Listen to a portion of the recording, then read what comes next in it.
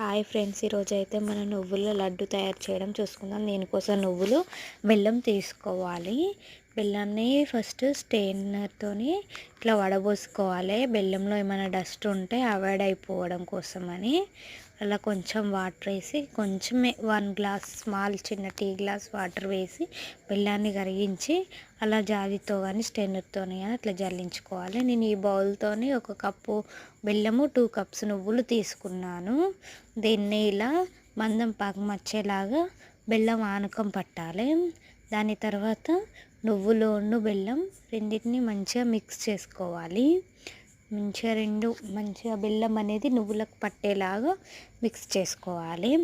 తర్వాత మనం చేతితో చిన్న చిన్న ఉండల్లాగా కట్టుకోవాలి. అప్పుడు చిన్న చిన్న నువ్వుల లడ్డూలు అనేటివి మనకు తయారైపోతాయి.